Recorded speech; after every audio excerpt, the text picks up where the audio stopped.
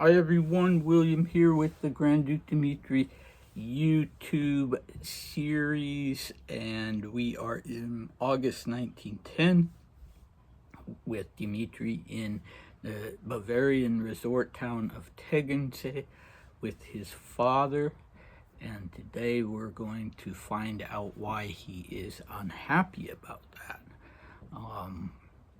So our recap in the second installment of this long letter, Dmitri was written to Maria, I should say, from the start.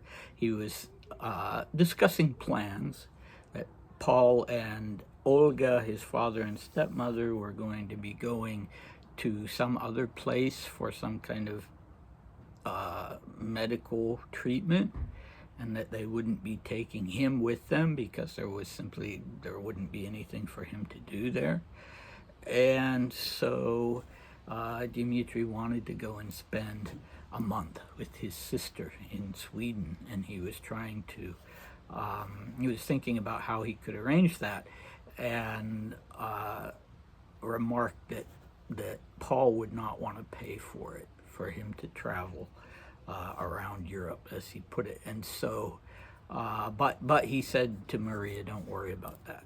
So anyway, that's the recap, and we are today focusing on Krasное Selo, near Tsarskое Selo, and Krasnaya was the site of the annual summer maneuvers of the Guards in St. Petersburg military district. It was a big deal.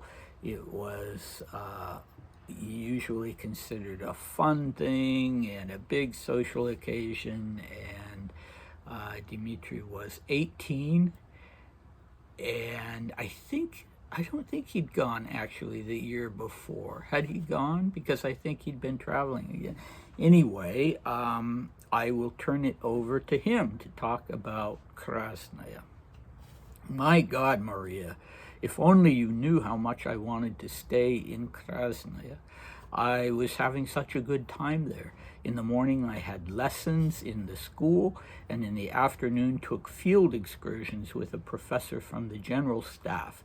After that I was free as a bird. I went somewhere every evening, to the theater or to Tsarskaya, and didn't even notice how the time flew by. During the last week I was jumping my horse, and the day before my departure there was a big concours épique on the school's track with a prize to commemorate our 100th anniversary. I took third place and missed out on taking first only by a stroke of terrible luck. My horse stumbled on a double ditch and threw a shoe, and I lost 1 point for that. But I was first in speed, truly vexing. Yes, as I said, things were great in Krasnaya. Then suddenly it all came to an end. I got a telegram from Papa saying that I needed to leave Krasnaya immediately. Someone had written him a letter claiming that I was practically tubercular, that I coughed all the time, that my cheeks were burning with fever, etc., etc. None of this was true. All right, I was actually coughing, but the doctor said that my bronchi weren't even affected, exclamation point. The first 2 days in Tegernsee, I just didn't know what to do.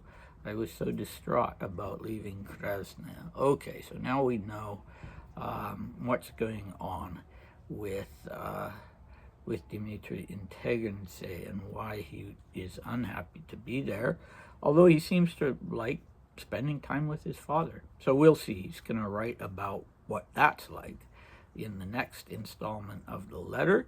So we see something about the education of a young Grand Duke. Dmitri is still a student at the Nicholas Cavalry School, and naturally the school is represented at the summer maneuvers in Tsarskaya, so he has morning lessons.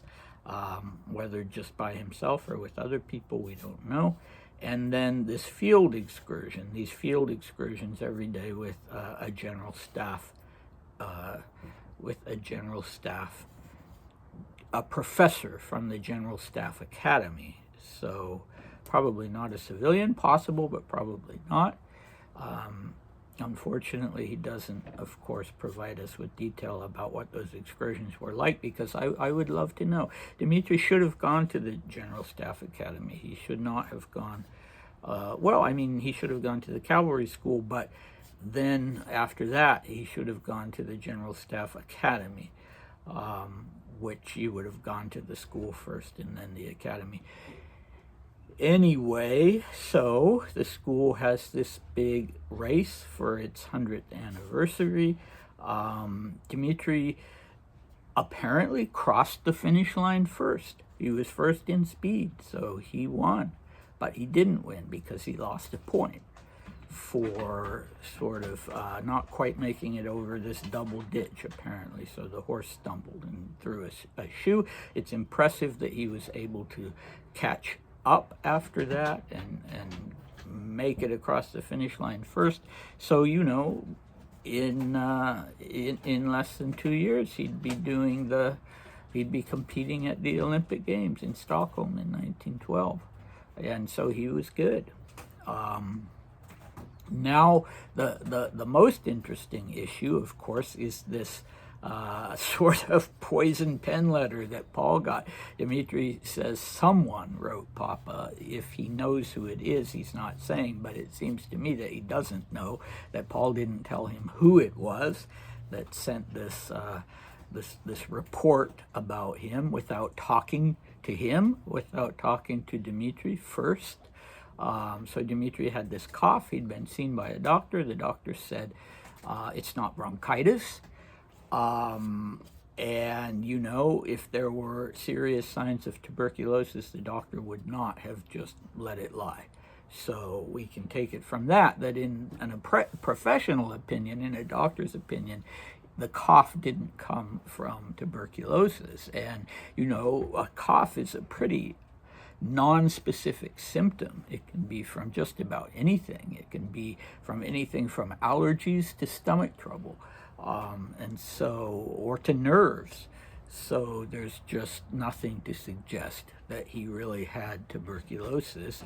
Now, Paul would probably have been sensitive to that suggestion because Paul's beloved mother died of tuberculosis, and Paul saw her wasting away, and because his nephew, Nicholas II's